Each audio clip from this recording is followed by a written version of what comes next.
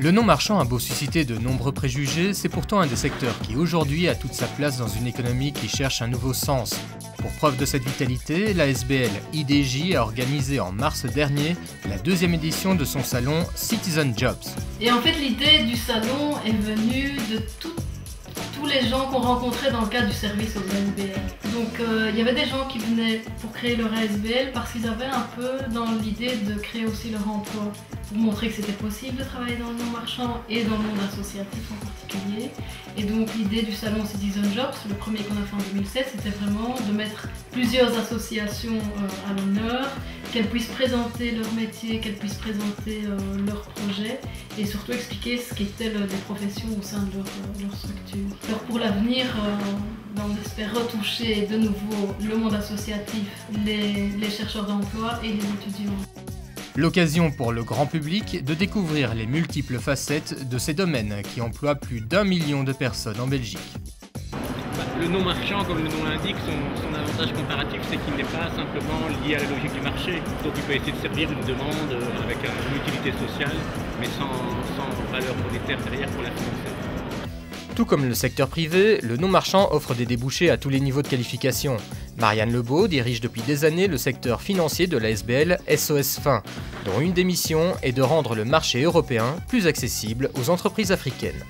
C'est pas du travail de second niveau. On doit quand même travailler. Il faut pas non plus que les gens aient l'image que le non-marchand c'est cool, on fait ce qu'on veut. On a des pressions, on reçoit beaucoup de subsides des bailleurs de fonds, on a un travail à faire avec ces subsides, on doit rendre compte. Une des valeurs ajoutées indéniables du secteur non-marchand est la place centrale qui occupe l'humain.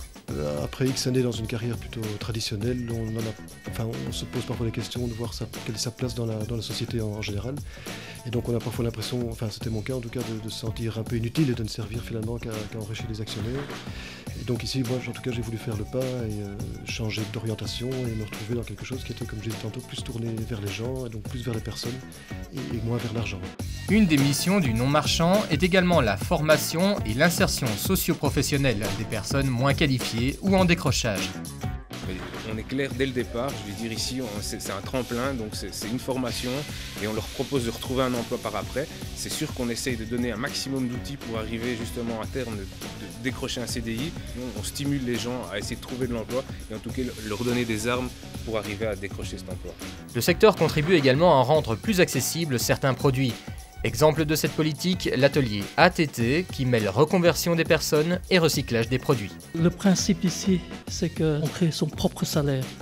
Donc pour ça, on reçoit des dons de PC qu'on remet à neuf. Et vu maintenant, j'ai des objectifs de permettre aux gens d'avoir un PC convenable avec Internet à prix social.